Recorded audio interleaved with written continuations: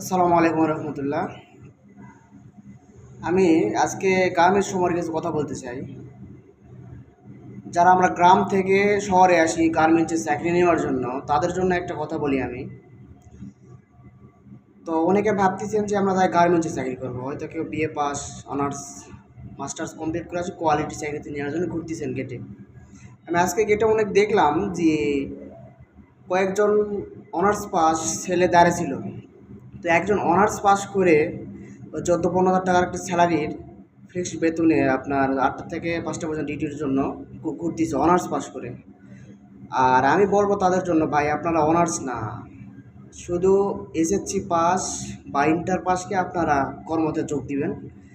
আর বিশেষ করে ঢাকাতে ভাই গার্মেন্টসে চাকরি করতে হবে এমন কোনো কথা না, বুঝছেন? হয়তো গার্মেন্টসে চাকরি অনেক প্যারা আছে ভাই, আর স্যালারি একটু বেশি হলে ডিউটির উপর আপনার নির্ভর করবে। আর বিশেষ করে হয়তো আপনি 1,000 বা 500 টাকার মতো একটা অ্যামাউন্ট নিয়ে ঢাকাতে আসে যদি একটা ভ্যান নিয়ে যদি সবজি বিক্রি করেন ভাই, এতে আপনি আরাম থাকবেন, অনেক শান্তিতে থাকবেন, গার্মেন্টসে চাকরির চেয়েও অনেক শান্তিতে থাকবেন।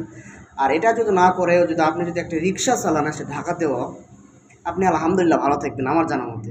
তবে আপনি কী করবেন, গার্মেন্টসে চাকরি নেন না ভাই, গার্মেন্টসের চাকরি হচ্ছে অনেক প্যারা এবং অনেক ঠাপ দিবে ভাই, অনেক কষ্টকর একটা জায়গা গার্মেন্টস।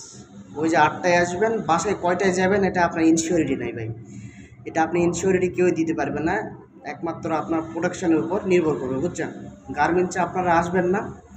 অবশ্য ঢাকাতে অনেক কাজ আছে ভাই, অনেক বড় বড় কারখানা, মানে ছোটো ছোটো মানে ইয়াতে আছে কাজ। আপনার নিজস্ব 1,000 বা 2,000 টাকার মধ্যে একটা ব্যবসা করবেন, শাকসবজির বা ফল বা রাস্তায় বসে থাকবেন, এটা আলহামদুলিল্লাহ আপনি ভালো থাকবেন। তাও আপনি কী করবেন না ভাই, গার্মেন্টসে আসবেন না। আমি সাজেস্ট করবো আপনি ফল বিক্রি করেন বা শাকসবজি বিক্রি করেন, তাও আপনি গার্মেন্টসে চাকরি নিয়েন না ভাই। তো আপনি গার্মেন্টসে চাকরি নিলে আপনার লাইফটা শেষ। আপনি একটা অনার্স পাস করে আসে গার্মেন্টসে চাকরি নেবেন না, আপনি ব্যবসা করেন, ঠিক আছে? তাও গার্মেন্টসে চাকরি নেন না। তো আমি আশা করতেছি আমার কথা আপনারা বুঝতে পারছেন।